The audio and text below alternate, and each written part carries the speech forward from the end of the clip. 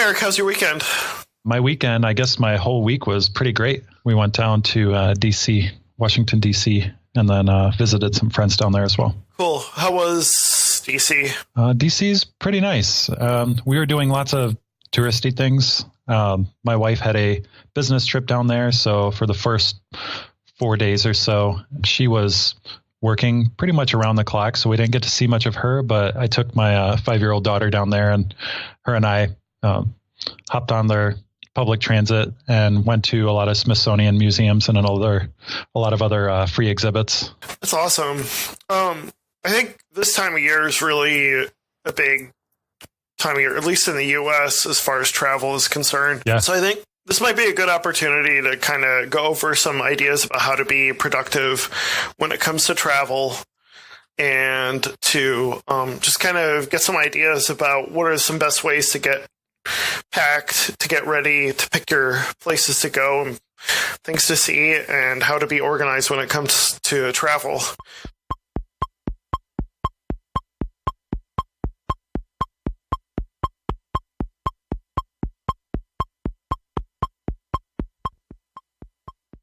Yeah, sounds good, especially since you said you took a trip out to Vegas by yourself, and then you're also doing trips with your family. Those have to be wildly different in my mind. So I'm excited to hear your thoughts on like how you approach traveling in both of those situations. I think there's a lot of different choices you make or different situations for traveling. Sometimes you want to plan you want to be cheap. As opposed to, either you want to spend a lot of money or not. Sometimes you might be planning a trip around an event or a non-event, like just going, no particular big reason why you're going, just you're planning a vacation at a specific destination. Sometimes it's personal, sometimes it's business. And then you could be going by yourself. You can be going with a couple, a group, maybe with kids. I think that makes a difference. The distance you're traveling, whether it's maybe you're doing like a staycation and staying in town. I don't think there's really a lot to discuss there. You could be driving to the destination, say an hour or 2 hours. Sometimes you're driving 4 to 12 to 16 hours. Sometimes you're flying. Sometimes you're taking a train. Sometimes you're going to a different country. Also, your destination, it could be more rural, like a little bread and breakfast in the country, or maybe it's more suburban, where maybe you're visiting family and maybe you're going to be going to certain destinations that are not necessarily outdoors. It could be urban in a big city. It could be outdoors, beach camping, things like that, a cabin, or it could be more indoors where you're staying in a hotel and going to different destinations in a city or stores or museums or things like that. So we'll try to do our best to kind of cover each of those scenarios, and any feedback we get would be helpful, any questions you might have. But I think any trip starts with kind of planning things out. What's your purpose? Why you're doing this? And then what's the most convenient and effective way to get to your destination? Because that's going to be the first thing you're going to think about. And so, what are some things that you do as far as picking your mode of transportation to the destination, Eric? Having a kid is a big factor at this point. So to touch on that, prior to my daughter being 2 years old, we flew a lot more because there are some perks to flying with a child who is younger than 2 years old, and that is called Child in Arms.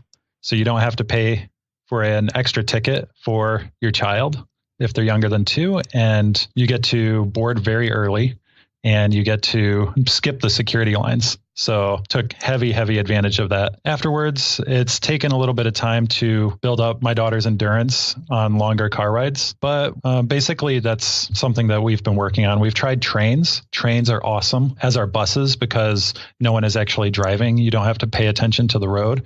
You just hop on, and then you can actually do all of the things with your kids that you'd pretty much be doing at home. Like you can play a game or get toys out or anything like that. And I guess the main thing is you try not to be too disruptive. I guess you took some trips on your own more recently than me. So I guess I'll let you talk to traveling on your own without kids. I'll say without kids, it's pretty easy to get from destination to destination. It's really about what's cost effective and time effective, because if you're going to be driving for a long distance, then you're going to end up maybe having to get a hotel in between. You might end up having to spend just almost the same amount of money with doing that way as it is flying. I don't really like flying. I don't hate it, but it's not a comfortable trip. Exactly. It's not a really comfortable experience. So I don't hate to fly. I'm not like scared or anything. It's not. The only reason that I would choose it is because of the amount of time that you save by flying. I think the important thing is with flying, and this has been said many times over, is get to the airport a couple hours before your flight just to be safe. Try to avoid driving to the airport if you can. Get a ride, or what I ended up doing is we have a bus in town that takes us to the airport, which is about 2 hours away. So that saved a lot, because then I could just get a ride locally to the bus and then take the bus into the airport. You could always take a Lyft. There's a lot of public transportation if you live in a big city that will take you to an airport. So we were flying Delta on our most recent trip, and something I learned was that there's actually some kind of a partnership between Lyft and Delta. So you can actually connect the two accounts and earn frequent flyer miles when you take a Lyft. And it's not just taking a Lyft to and from an airport. It's using Lyft anytime you can accumulate frequent flyer miles. So that I thought that was really nice. And my wife, who travels all the time for business, she didn't know that either. And maybe it's new. Maybe it was just something recently introduced, but that was something that we hopped on right away as soon as we saw that. Very cool. Yeah, I'd love to see some notes on that. Maybe we could provide to the listeners. So yeah, that's something. I mean, the one thing is try to avoid having to pay for long-term parking if you can. But if you have to, you have to. Mm-hmm. So without kids, there really isn't a lot of issues with that. With kids, our kids are really good at long distance driving. We're really good about keeping them occupied. I think the important thing is having some sort of music podcast on, something that they can listen to on the way there, having them have something to play with in the car. If you're going to use technology, have them have a TV hooked up. There's a lot of things you could do to keep the kids occupied, give them books, give them coloring, something like that. If anything, it's the challenge is the really little ones that we have who just don't have the stamina to last very long in the car. So they have a really hard time. I absolutely agree. You don't want a bored kid in the car. And,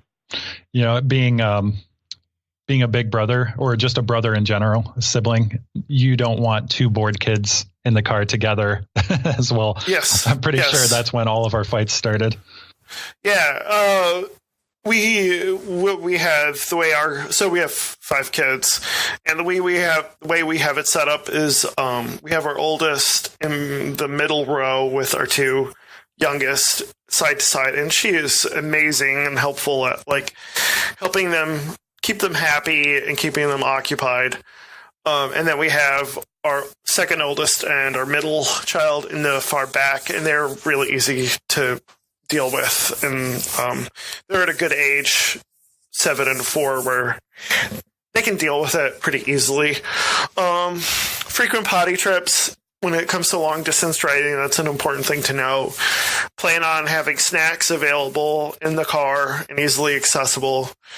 And then, plan around nap time as a good time to drive, because then that works out. They can sleep in the car while you're driving. So that's a big help in keeping them occupied.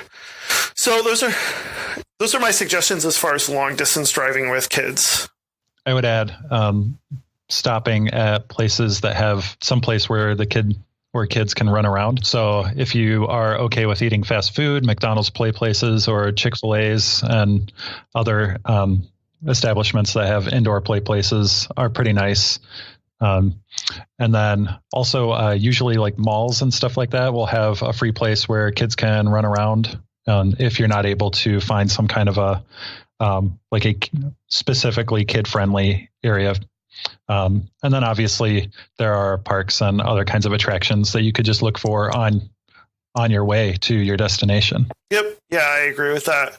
One thing I also want to touch base on your thing about trains. We took a train to Chicago, and that turned out okay. It wasn't. There was something about being on that train as opposed to being in the van that I felt. At least my wife feels like the next time we're probably going to end up driving close to Chicago as opposed to taking the train, because the kids just did not do well on that train. They weren't horrible, but they just got really bored.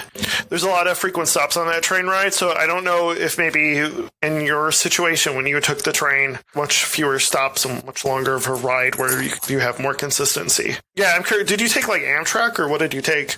Yes, it was Amtrak. Amtrak to DC, or did you fly to? Oh, nope. Ours was to Chicago as well. So what we did is we drove to within about 2 hours of our destination, or to Chicago, and then hopped on a train there. And there were a lot of stops, and it took a lot longer than if we had driven the whole way ourselves.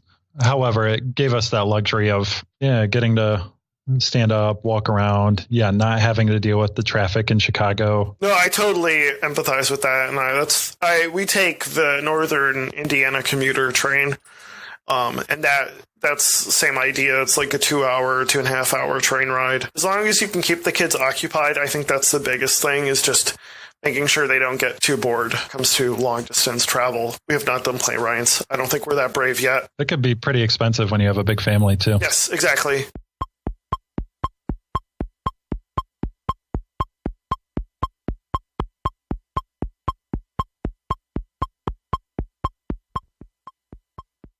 Let's talk about where you're going to stay. We've had some interesting experiences when it comes to that. Make sure, I can't emphasize this enough, but use a reputable place. Staying at a place that the person wanted to kind of circumvent the system, so to speak. And that was a cluster. I'm never doing that again.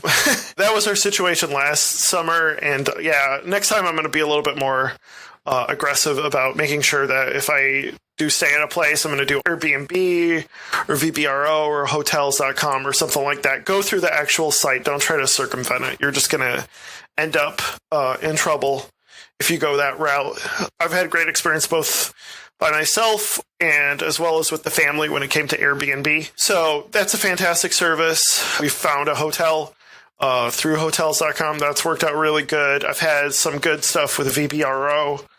Those have been really solid experiences. And as far as the questions you want to ask, again, when it's just me, typically I'm going to find a small place I can work, have Wi-Fi, sleep, shower, maybe a place to work out would be nice. And we could talk about working out in a little bit.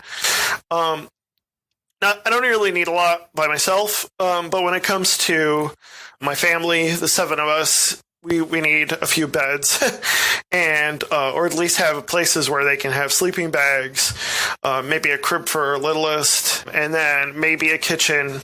We recently got a hotel room, a suite, which was really nice. Didn't pay much for it because it wasn't in a big city or anything like that. We didn't need a kitchen because we're just staying overnight. But if you're going to be staying for a long time, it's really helpful to have a kitchen and a fridge and a place to cook. On occasion for cheaper meals. So those would be my suggestions about a place to stay. My biggest thing, use a reputable place that actually works within the system and not tries to circumvent it. Yeah, and as far as when you're calling, do a little bit of research. I recommend, especially if you're not going through a system that gets used a lot to vet different like rentals or hotels or anything like that. Take the extra time to call and talk to whoever is actually going to be renting out to you. For example, if you're renting a house and you're going to be staying there for a week or so, it's worth checking on the history of the owner of the house to see if they move around reservations or if they have a habit of kicking people out because they want to take their own vacation on that same week. Just doing some of that extra stuff that the software and the automatic online systems, or even just calling on a phone, wouldn't just volunteer you that kind of information. Yeah.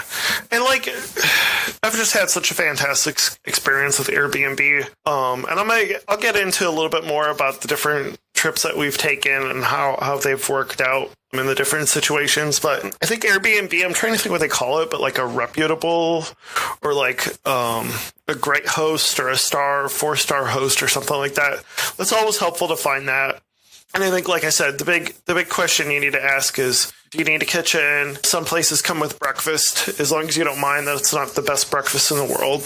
That usually works out really well. And I'm trying to think what other metrics you'd want to look for when it comes to a hotel. Distance, walking distance, traveling distance to different places. Do they offer shuttles to hotels and different places that you're going to be going to? Things like that. Yeah. I would second the identify whether you need your own kitchen. For me, I really like traveling comfortably. And one way I really enjoy experiencing new foods, but not at every single meal. Yeah, exactly. And it hurts your wallet. Yeah. Eating out is very expensive and not always the healthiest. You have to know food pretty well if you want to go to a restaurant, order something. What are some things that you do or how you plan your meals? And when do you decide, oh, this meal might be worth just eating at the place, or this meal might be worth eating out? What are some tips that you might have on that? The way I approach that is if it's a long trip, say like 4 or 5 days or more, I will plan on doing some grocery shopping to have snacks just to hold me over between meals, and then also to have some meals that will help me stick to my diet just in case, because you're traveling. Sometimes you'll have a really long day. You'll be walking 5 to 10 miles while doing sightseeing will take its toll. So you want to have something to munch on along the way. And then also sometimes even though you may plan on eating out somewhere, at the end of the day, you just may not feel like it. So it's really nice to have some food even if it's just in your mini fridge that you can cook in the microwave, to just heat it up and then eat it, and then just stay in the comfort of your hotel and unwind for the rest of the day. It's also usually cheaper if you're buying a few days worth of food at a grocery store, or if you can't find a grocery store, like if you're in a very dense metro area, it may be an ordeal to actually get to a grocery store. You can always go to like a Walgreens or a smaller place that will still offer groceries, just in a very limited selection. I love breakfast, and I love eating out for breakfast, but that's not necessarily every meal. So maybe half of my breakfast meals will be in the hotel, and or even most of them might be in the hotel as far as breakfast, because I just want to eat something in the morning, get my coffee, eat a quick thing, and then get going. And then you got lunch. Sometimes I'm going to eat that on the go. So I might bring some wraps or some sandwiches and pack those and bring those along. But, however, I will say a lot of restaurants might have a cheaper lunch that's practically the same amount of food. And so you might want to go to a restaurant for lunch and maybe sacrifice that dinner that day and do something quick for dinner. So that's something to think about. For instance, when we went to Chicago with the whole family, we went to kind of one of these like Brazilian steakhouses. And they basically have the same exact food available for lunch. I don't know what age it was, but kids eat free. I don't know what the cutoff was. So we got like a really good deal for lunch, and we ended up saving a lot of money doing that. For as expensive as it is, I think like for an adult for dinner, it's something like $40, but then we ended up doing lunch and it was like $30 for the adults, and maybe like, I don't know what the kids are, but the kids are like free or really cheap. So it was a really good deal, and it was worthwhile to do lunch. So that's always something to keep in mind, is a lot of restaurants have cheaper lunches than dinners. So you could still take advantage of the restaurant while at the same time you could be saving some money that way. So that's something to think about for lunch. And then dinner that tends to be eating out, sometimes cheap, sometimes fancy. It really depends, but that's kind of, you can enjoy the food and really enjoy the delicacies of wherever you're traveling to. So as I said, look for cheap or free days that certain restaurants have, and you could always like work around that schedule, especially if you're going to eat like through a Monday through Thursday. They might have cheaper prices or specials on those days of the week. That's a great point. I love that, choosing lunch over dinner as your destination meal. Yeah, because going to a restaurant and eating a meal for a family of 3 for our trip. That easily was almost a week's worth of groceries for us. Yeah. It was unbelievable. For some people, eating out is part of the experience. Yes. So it's just something to keep in mind. If you want to eat out at a lot of different restaurants, it may be worth taking the extra time to actually plan out where you want to go and picking those days where they have more affordable meals.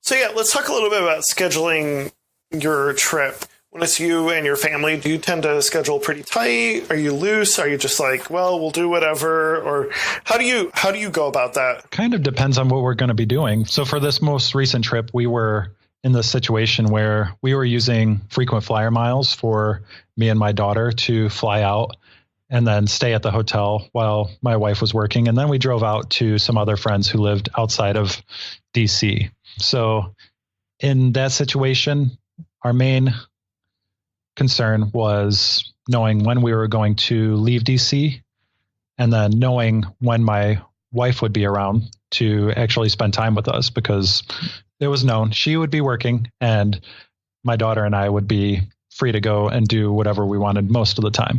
So in those cases, what I ended up doing was doing a little bit of research to see what's free and cheap tourist attractions are in the DC area, which there are a lot, by the way, especially museums, finding out which ones were most kid friendly, and then letting her kind of pick when we went to them. And some of them she enjoyed enough that we went back to them. So in that case, I didn't have a very rigid schedule laid out, but I did have half a dozen different things that we could pick from over 4 days.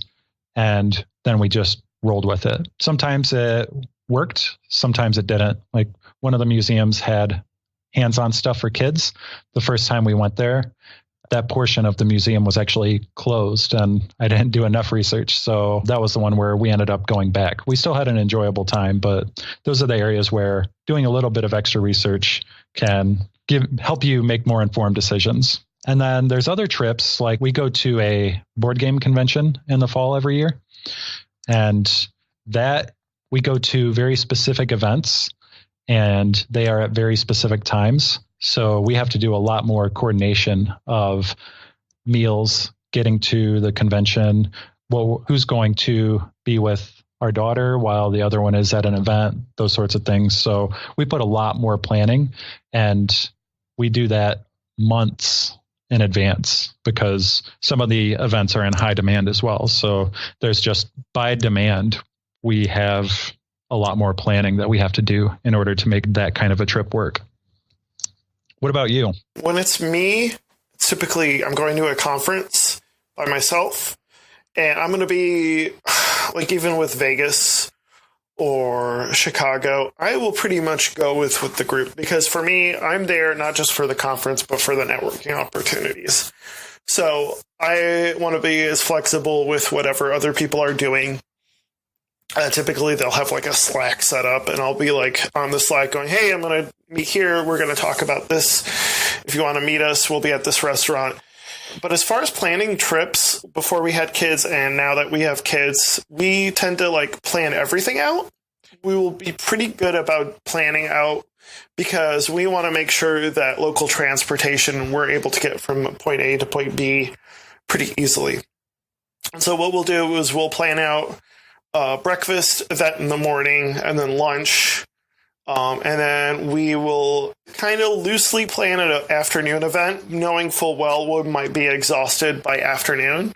And then we'll plan something to do in the evening. Typically in the evening, we'll plan on like some sort of dinner or maybe going to an event in the evening if there's something available. Like something casual. Yeah, exactly. And then, like you said, when it came to Chicago, kind of like DC, I don't know if Chicago does this anymore, but at least this was back when, before we had kids, they used to have weeks, especially around this time of year, June, and they'd have field trip weeks where they kind of make a museum free. Mm-hmm. And so we'll take advantage of that and go see museums on those dates when they have free days or cheap days, essentially. So like you said, same with meals, kind of like plan around when those events are going to be more cost effective. And then the other thing is just making sure that local transportation will get you from point A to point B within that time, and you're comfortable walking whatever distance is necessary. But we're strict. I think we have like a list of things that we want to do. Those things we tend to schedule in the morning because that's easier for us to do. And then the kind of second tier stuff that we'd like to do, but we don't really feel is necessary. We might schedule that in the afternoon when we know full well we'll probably end up being exhausted, and we'll probably want to veg most of the afternoon anyways, and then get ourselves prepped to go out for dinner or whatever events we might have planned in the evening. Yeah, touched on something really important there that is probably worth discussing anytime you're traveling in a group, is knowing what everyone's needs are when you're traveling, because some people are very particular about wanting a rigid plan and wanting to know exactly what their itinerary is every single day. Other people want to play it loose. And so having conversations about what everyone needs in order to travel comfortably or have a positive traveling experience is really helpful, because then you can start striking a balance. If someone wants to plan out, then they can come up with a plan, and then you can just ask that they leave some pockets of time or front load all of the heavy activities, so that if everyone gets tired, then people can either do their own thing or do something relaxing together that's kind of unplanned near the end of the day. Same with like driving, especially in big cities. Traffic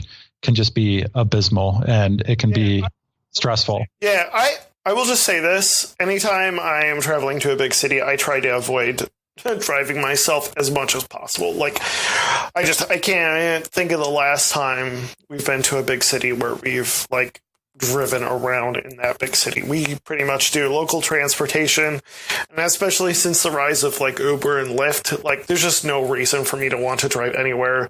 The prices on getting somebody to drive you to places using those ride sharing services are so ridiculously cheap. It's like paying for parking. I mean, it's not even driving in local traffic. It's the paying for the parking too that can be pretty crazy.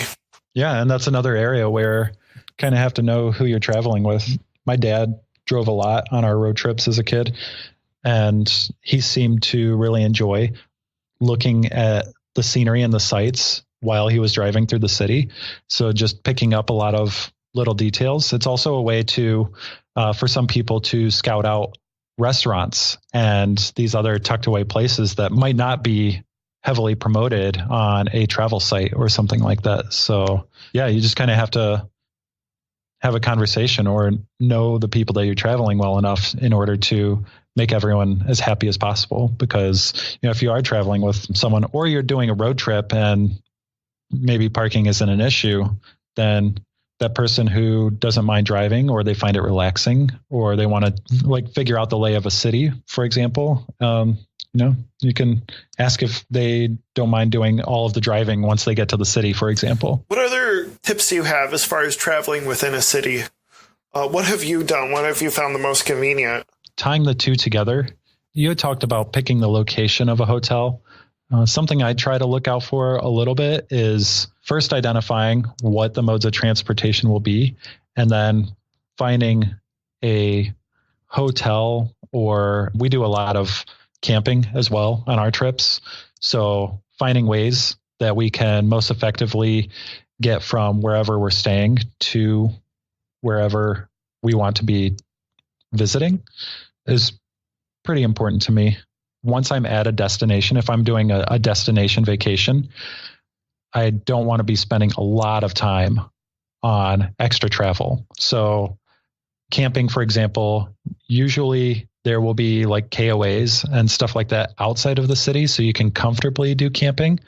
However, you have to take into account that it might take you an hour of driving to and from that campground to get to the other sites that you want to see. So that's an hour out of your day. Yeah. Is there a more local, non-name brand campsite or some alternative that's a little bit closer to the city, which usually there are? I mean, we live in not smaller, but like mid-sized town, Lansing, Michigan, and Lansing itself also has a campground very, very close to the center of the city. And so doing a little bit of research can help you find those kinds of compromises and pick destinations that can minimize extra stresses and travels and maximize the amount of time that you're actually doing the fun things that you intend to do. I think it's a really good point. We haven't done camping with the kids yet. I don't think we're that brave yet. But some of the things that we do, going back to planning around events, is we'll plan on the route from point A to point B. So especially, okay,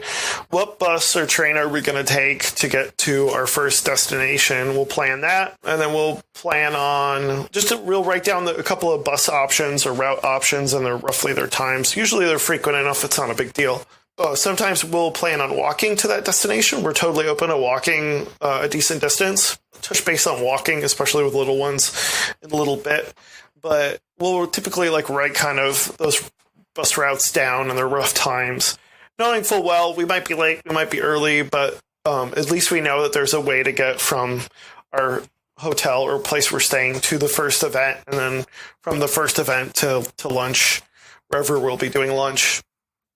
When it's just me, I am all about using Lyft whenever possible. I don't mind walking, but what it ends up becoming is it's just such a time suck sometimes to walk from point A to point B. So Lyft is super convenient just to get to places quickly and right away. I don't really like taking cars into the cities. There's just so much of a headache. And then doing the car rental, I haven't done a car rental in ages. I think at some point, if we end up doing a long distance trip and we end up flying, we'll end up having to do a car rental. But they tend to be pretty expensive. And then you're going to end up having to pay for parking of some sort.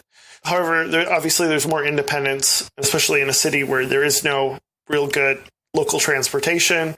But then you also have to deal with traffic. So I tend to like to travel to big cities where there's a decent local transportation system set up.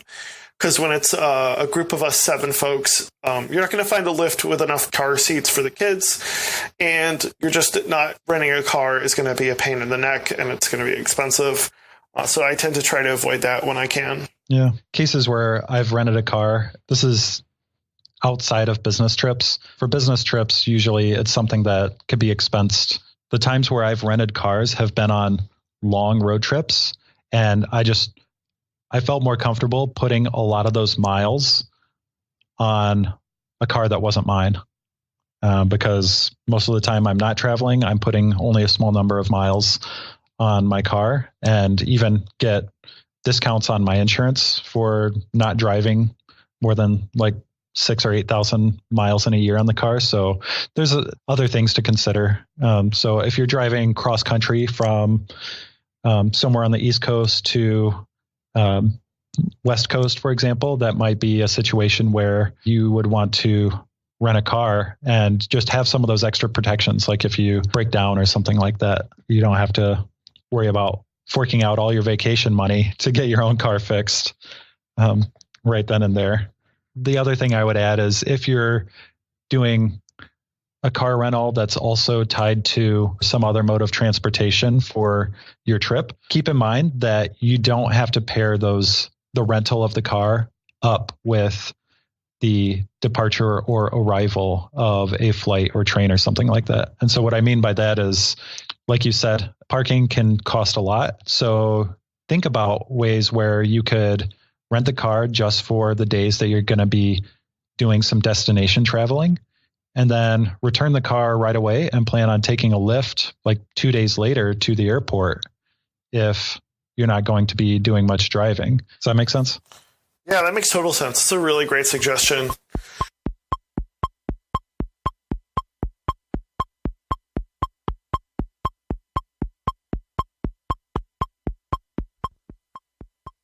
I have some tips that I've picked up from way back when I did a lot more business traveling, and then also from my wife's experiences doing a lot of business traveling. I recommend, if you can, and you're a frequent business traveler, pick whatever is a good airline for your common destinations and get on their frequent flyer program. Could you kind of give us some examples of different airlines and different destinations? Sure. So we're in Michigan, and a lot of my wife's destinations, for example, will be places like Georgia, Florida, Denver. So, I mean, within the continental US. And so the one airline that is really accessible to her is Delta. So luckily, like she just discovered that there's that partnership between Delta and Lyft. So there's also other things that like different airlines can offer different perks for frequent travelers. And so accumulating more miles and then just helps her get upgraded cheap or free or go on standby more easily. Let's see, I would recommend getting a credit card that has travel points. So you can also double up on frequent flyer miles or make your traveling more affordable. Or if you're traveling for business, pay for everything with your credit card, expense it, and then you'll get the points. And so you get this little side bonus that you can use for personal reasons or personal travel or restaurants, or if it's a cashback card, just for buying yourself books or whatever shopping you want to do. What do you see as the advantage of getting a point-based credit card over like cashback credit card? So we use a point-based one specifically for travel because it has a really good cash value on it, but then it has effectively double the cash value if you use those points on airplanes, hotels, and certain restaurants. Okay, that makes a lot of sense. Yeah, so it may not be as much cash value over an average, but if you're using it specifically for travel, then it gets you a lot more dollar value per dollar spent on travel items. Okay.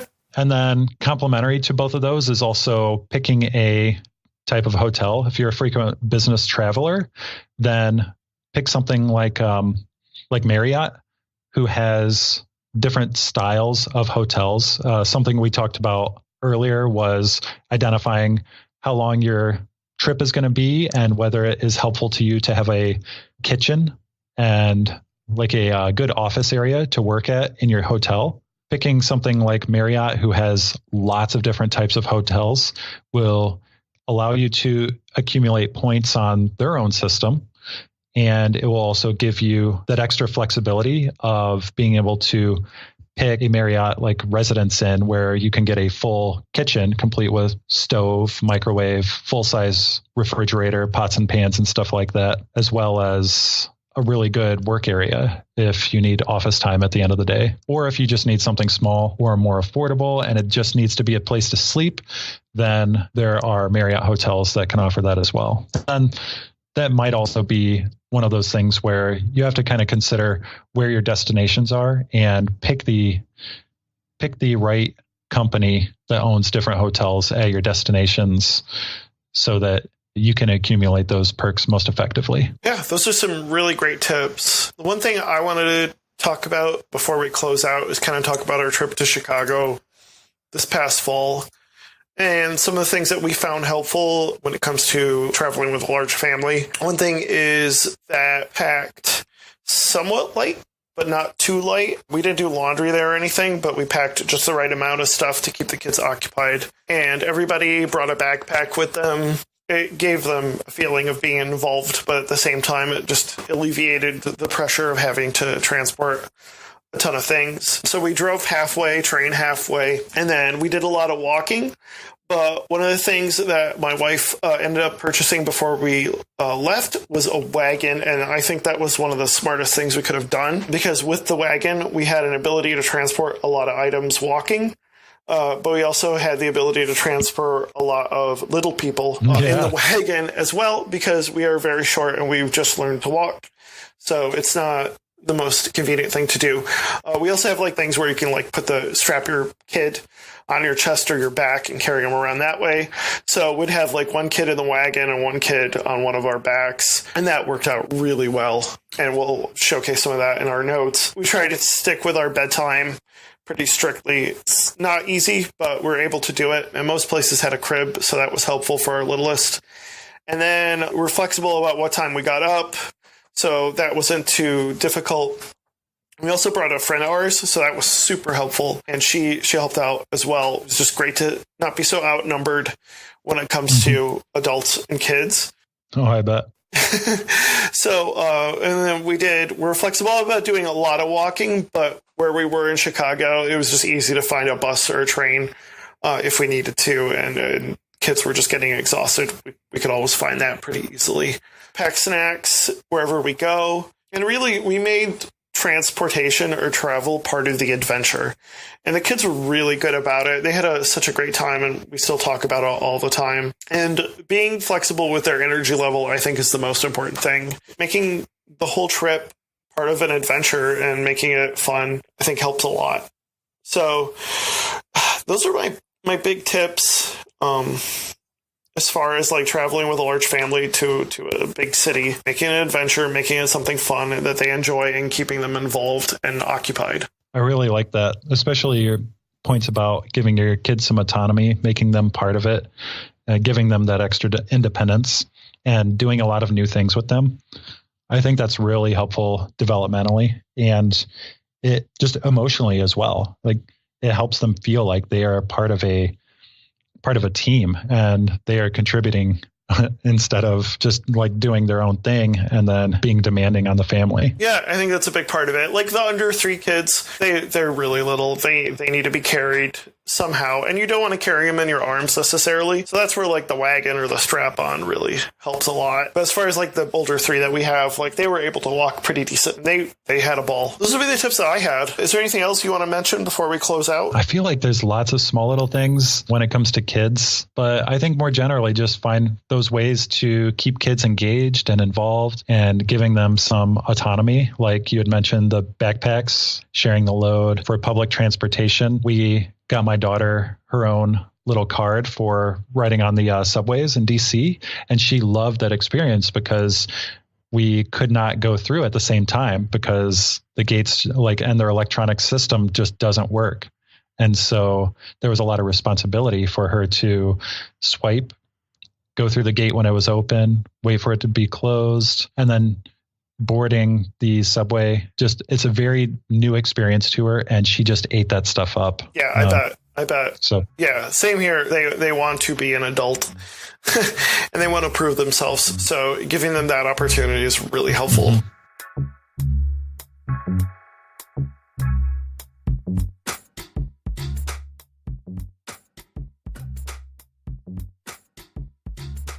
Thank you for listening to the OK Productive podcast with Leo, Dion, and Erik Gillespie. Music provided by Elisha Fitchcook. You can follow us on Twitter at OK Productive, as well as our Facebook page. Be sure to subscribe to OK Productive wherever you listen to podcasts, and we'll catch you soon.